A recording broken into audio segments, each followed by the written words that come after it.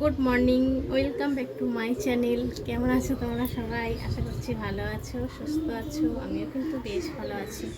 এখন বাজে হচ্ছে 11:30। আমি এখন থেকে ভিডিওটা শুরু করছি। তোমরা পুরো ভিডিওটা স্কিপ না করে দেখতে থাকো। দেখো এখানে লঙ্কা গাছে লঙ্কা ধরেছে, সেটাই তোমাদের দেখালাম। আর এখান থেকেই ভিডিওটা আজকে স্টার্ট করছি। কতগুলো লঙ্কা ধরেছে দেখো। অনেক দিন ধরে গাছটা এনেছি কিন্তু লঙ্কাই হচ্ছিল না।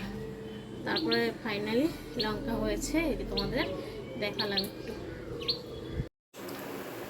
দেখো, মেয়ের জন্য একটু গোলা রুটি করে দেব ডিম দিয়ে, তো সেই জন্য পেঁয়াজ আর লঙ্কাটা কেটে নিয়েছি, নিয়ে একটা ডিম দিয়ে দিলাম। এবার একটু ময়দা এদের দিয়ে তারপরে মাখিয়ে গোলা রুটিটা করব।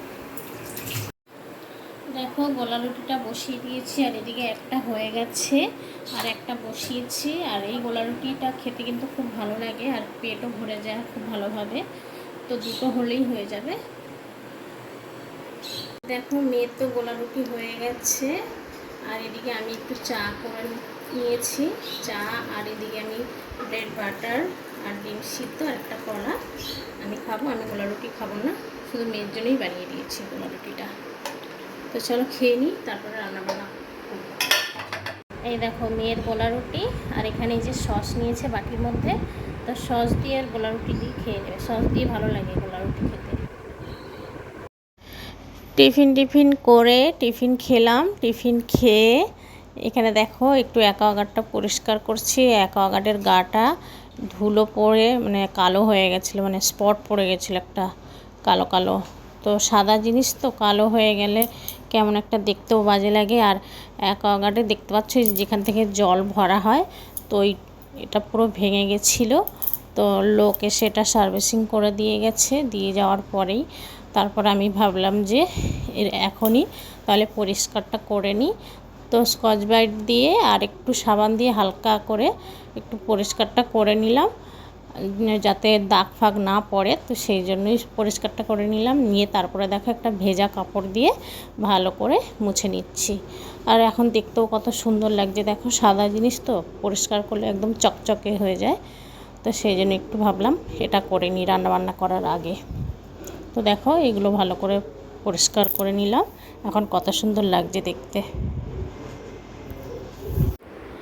আজকে দুপুরে মেনু হবে হচ্ছে শাক ভাজা, আর লোটে মাছ নিয়ে এসছে, লোটে মাছের আলু দিয়ে ঝাল। তো এখানে 2 আঁটি লাল শাক আছে আর 1 আঁটি কলমি শাক আছে।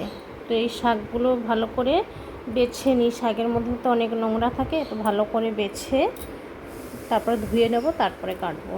বেছে ধুয়ে নিয়ে কাটলে সুবিধা হয়, জানো তো। তো ভালো করে যে বেছে নেবো, যে ঝুড়িও নিয়ে নিয়েছি, বাছা শুরুও করে দিয়েছি অলরেডি। তো চলো একটু দেখিয়ে দিলাম। শাকগুলো বেছে নিচ্ছি, কিছুটা বাছা হয়েছে আর কিছুটা বাকি আছে। এই লাল শাকে কত বালি দেখতে পাচ্ছি, ভালো করে ধুতে হবে, নাহলে এই বালিগুলো মুখে পড়বে, ভালো লাগবে না শাক ভাজা রাখতে। চলো বেছে নিই। শাক বাছা হয়ে গেছে, বেছে নিয়ে ভালো করে ধুয়ে নিয়েছি, নিয়ে শাক কাটাও হয়ে গেছে। আর এখানে শাক ভাজার জন্য পেঁয়াজ আর একটু রসুন ভাজা মানে বসিয়ে দিয়েছি, একটু ভাজা ভাজা হয়েও গেছে। এবার আমি শাকটা দিয়ে দেবো। আর এখানে একটু লঙ্কা ভেজে তুলে রেখেছি, এই লঙ্কা ভাজাটা দেব শাকের মধ্যে। শাক ভাজাটা হয়ে গেছে, এবার নামিয়ে নেব। একদম শুকনো শুকনো হয়ে গেছে, ভালোও লাগবে খেতে। শাক ভাজা দিয়ে অনেকটা ভাত খাওয়া হয়ে যাবে।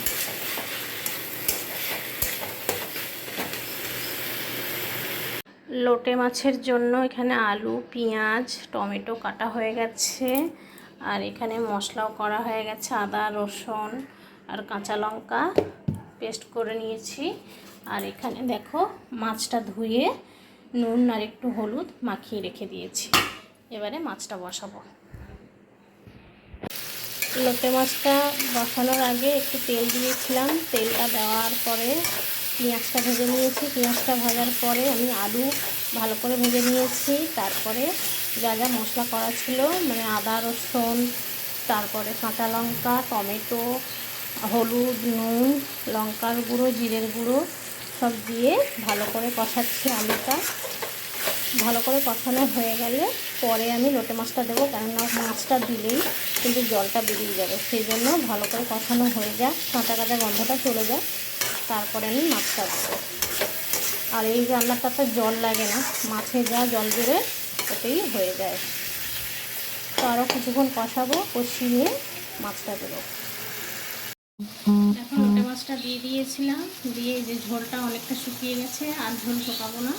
এবারে যে ধনে পাতাটা দিয়ে দিচ্ছি, আর ঝোল শুকালে হবে না, তলায় লেগে যাচ্ছে পুরো।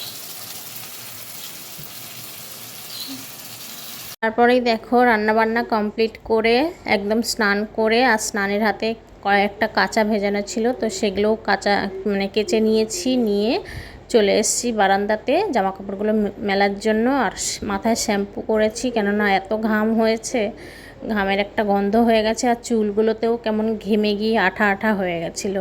তো ভাবলাম শ্যাম্পুটাও করে নিই, আর মানে স্নানের হাতে একটু কেচেও নিই।